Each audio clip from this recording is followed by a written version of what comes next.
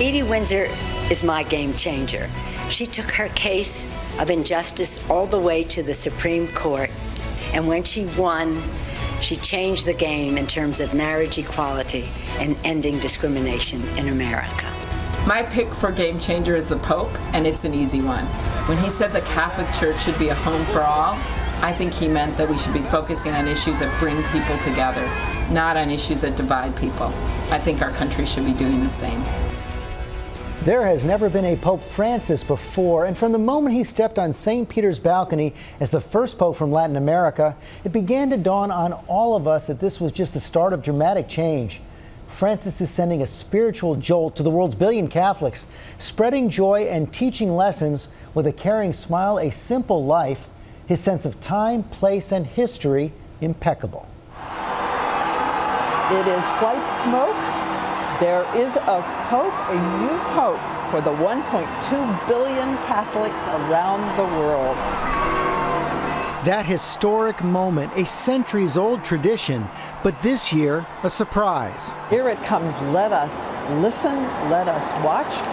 Annuncio vobis gaudium magnum, habemus papam, Sancte Romani Ecclesiae Cardinalem Bergoglio. From Argentina, Bergoglio. The first Jesuit pope. That is really something. We are really breaking ground here, these cardinals. Someone from Latin America who is a Jesuit. He's taken the name of Saint Francis for the first time, which is clearly a signal that he wants to show a different face of the church, face of the poor. His first words were casual, conversational. Buonasera. The first sign of a new day at the Vatican. I would like to give a blessing, but first, do me a favor. That favor, a pope asking the people to pray for him. It was an incredible moment because we all had our list of papabili, the people who were likely to be pope, and he wasn't on any of them. Suddenly, here's this Argentinian who was really of a completely different mold. And it signaled that the College of Cardinals had come to a decision that they really wanted a different kind of pope. And with that first humble greeting, Pope Francis captured hearts.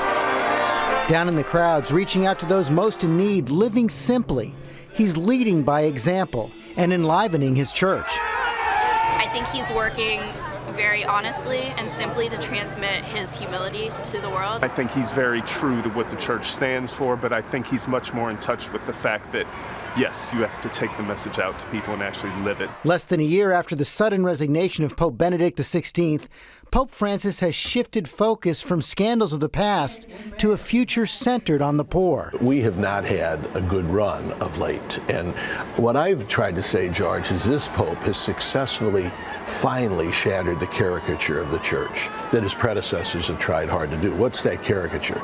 That the church is kind of mean and dour and always saying no and always telling us what we can't do and always telling us why we should be excluded. He's saying, come on in. The church is about warmth and tenderness. In an ABC News Washington Post poll, 92% of American Catholics think well of the Pope, and 85% think he's moving the church in the right direction. Cardinal Timothy Dolan of New York sees the Francis effect firsthand. Would you all really have seen the kind of impact this man would have? No, I think nothing that he does has surprised us, but what surprised us is that he's done it even more effectively than we thought. What we're after was a good pastor with a track record of solid administration, but fatherly, warm, tender care for the sheep, for his people. And boy, we got that on steroids with Pope Francis. He's the world's parish priest. Drawing in the young with a sense of humor and laid-back style.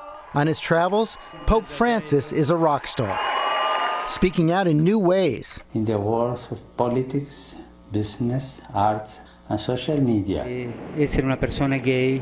And downplaying what he calls the church's obsession with social issues. He seems to want to rebalance in some ways. He says, of course, he holds to the church doctrine on things like abortion and gay marriage, but he says also, let's not just talk about this all the time. Yeah, and you know what? John the 23rd said, look, the teaching of the church is a timeless gift. You can't change it. It's ours. We inherit it. We're given it. But the way we gift wrap it, the way we make it more attractive and more compelling to the world, that can always change. And that's what Francis is saying. Pope Francis is emphasizing different parts of church doctrine.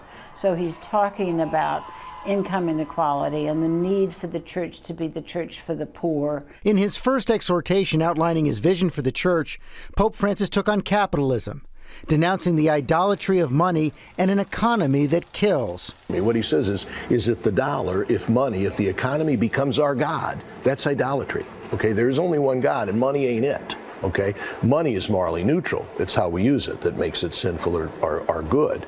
And he said, so use it for the good, to support yourself and your family, to reinvest in society and to help those without. Don't let it become the be-all and end-all of life.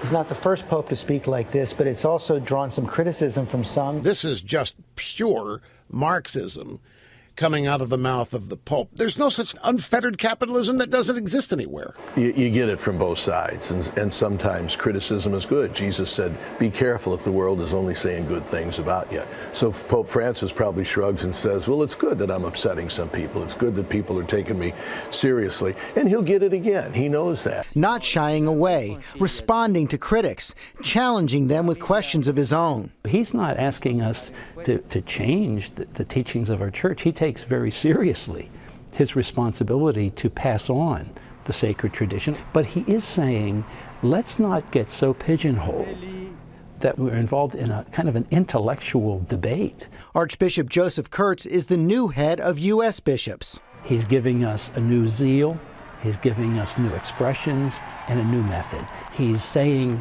the same time-honored, beautiful message of Christ, but in a way that's really touching hearts. An age-old message delivered in a modern way by Time Magazine's Person of the Year. He said, Time Magazine, I'm more worried about timeless things, okay? So that's the way he is. He shrugs and says, well, thanks, but who cares? He doesn't want to be the center of attention. He wants others to be the center, and that's a great Francis effect, isn't it?